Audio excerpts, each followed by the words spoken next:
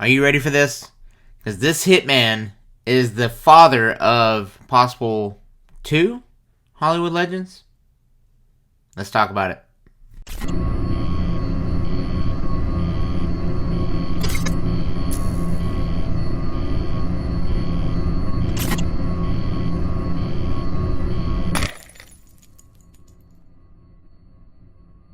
What is going on, everyone? Thank you so much for coming back today. Thank you so much for just taking time out of your day just to click on the video. I greatly appreciate it. The best way to help me and help support this channel is hitting the thumbs up button down below. If you're not a subscriber and you'd like to become one, it would mean the world to me. Hit the subscribe button, and then outside that, hit that little bell notification and select all, and then YouTube will notify you when I drop a new video. So let's not spend a lot of time on this. Let's just get into it. From the thumbnail, you notice this guy right here. Now, he was a professional hitman. For the sake of the surprise of the video, I'm gonna name his name is Charles, but I'm not gonna tell you his last name. We're gonna get into kind of the early crimes of Charles, and then the big reveal, the big twist is coming. But Charles was born July 23rd, 1938, in Lovelady, Texas. Almost all of his family members actually joined the law enforcement career. I think Charles might have decided to be on the other side of that. Now, he was in the Navy during the 1950s. He was actually discharged. But in 1959, he was charged with his first armed robbery, where he was convicted of that, served some time with that. Now, during this time, too, as he was, committing these crimes, he was an encyclopedia salesman. We don't need encyclopedias anymore because we have the internet's at the touch of our fingertips, but, this wasn't uncommon during the 60s, 70s, heck, even 80s for, people to be traveling around selling encyclopedia sets. I remember whenever I got my first encyclopedia set, my mom bought it for me, and it was pretty cool. Like, it took up a whole shelf of her house, so. But, as he's doing this traveling salesman gig, he was an avid gambler. According to prison memoirs that he actually wrote, he was actually involved with over a dozen murders. Murder for hire, and stuff like that. Now, Charles did leave his family in 1968 to not ever return back to his family with his wife and kids and stuff like that. I told you about the armed robbery, but he actually was arrested 2 more times for murder. One of them, which was in 1970, he was actually acquitted of that. The second murder, he actually did the murder of Sam Dialgo Jr. for $2,000 is how much he killed this guy for. He was sentenced to 15 years in prison. They actually let him out after just 5 years of good behavior, which is insane to me. But fast forward a couple years to the spring of 1979, where this Texas drug lord, Jimmy Chagra, was actually arrested, and he was facing one of the toughest judges at the time.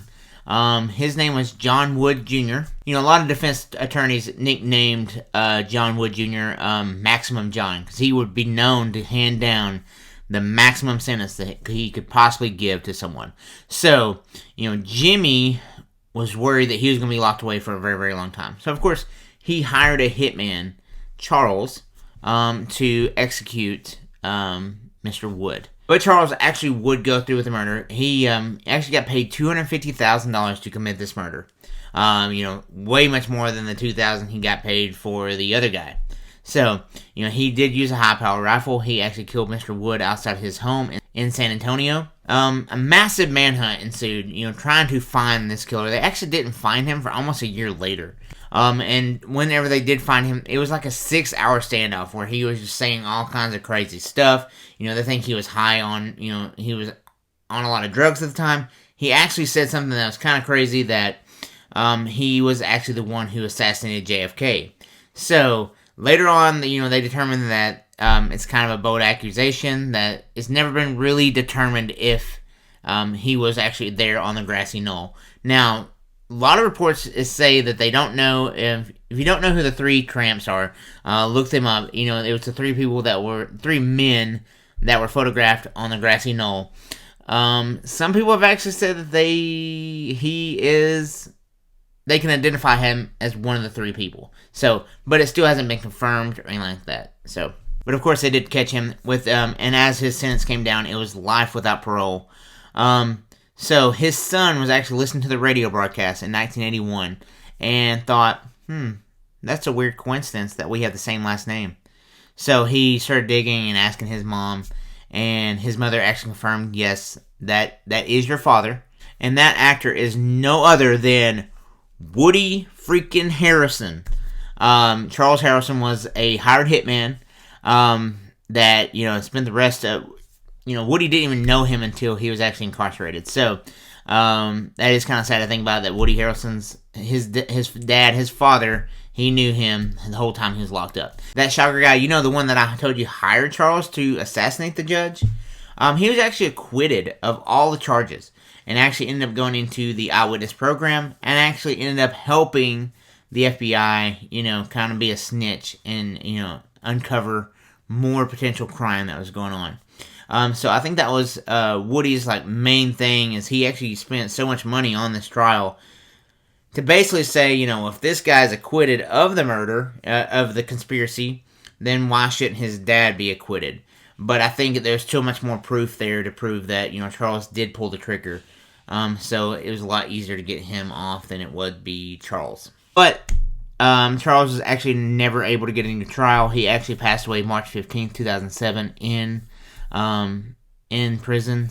But that's where the story is crazy for me, is that Woody Harrelson's father was a hired hitman that actually, they say that he's onwards of 12 different murders. Now, here's where the story takes a huge shift for me.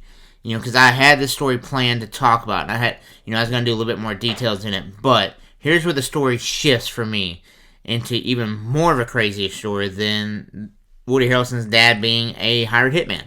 Now, Woody Harrelson and his friend, which is also another actor, very famous actor, was actually in Greece watching the World Cup, and he was just talking about, and I'm paraphrasing here, so this is not exact quotes, but he was just like, I wish that I could live my life with no regrets. He's like, shoot, my dad was a hitman, and he has no regrets. And so this actor's mother was with him, and she says, oh yeah, I knew your father. And Woody Harrelson was basically like, what do you mean you knew him? And so starts doing some digging and stuff like that, and finds out that this other actor's mom was actually on a sabbatical away from her family at the time frame that his dad was out and also in the area. So he started trying to put two and two together, and that possibly this guy, possibly that Charles could be the father of his dear friend in Hollywood, Matthew McConaughey. Now, Woody Harrelson is begging and pleading for McConaughey to get a DNA test. And now, as far as you look at pictures, you do see kind of a resemblance of them, but I think so far McConaughey is not really too keen on getting a DNA test because he's known his father his whole life. That's basically what he said, that he's had this guy in his image, in his mind, as his father, and that he doesn't want to basically change that in his mind. But yeah, Woody Harrelson's basically like, yeah, but you'll get a new dad, and you'll get a brother. And so I think Woody Harrelson just definitely wants Matthew McConaughey to be his brother. So, but also, too, what else makes this crazy is the role that Woody Harrelson plays in Natural Born Killers. He plays that part incredible. Was that, because it's in his DNA, and it's in his blood? I don't know. And also, too, the final thing, too, that makes this thing all, super, super coincidental, that Harrison and McConaughey are actually in this upcoming series on Apple TV called Brother from Another Mother. And that is just crazy to me. This whole story is crazy. Hopefully you guys enjoyed that story. What is your thoughts on Woody Harrelson's dad being a contract killer, a hitman? Let me know down in the comments, guys. And again, the best way to help support me is hitting that thumbs up button, hitting the like button. If you're not a subscriber, hit the subscribe button, and then out beside that, hit that little bell notification and select all. And then YouTube will notify you anytime that I drop a new video. That's all I have for you guys today. I love you guys. Mom, I love you. And I will see you guys in the next one. Thanks.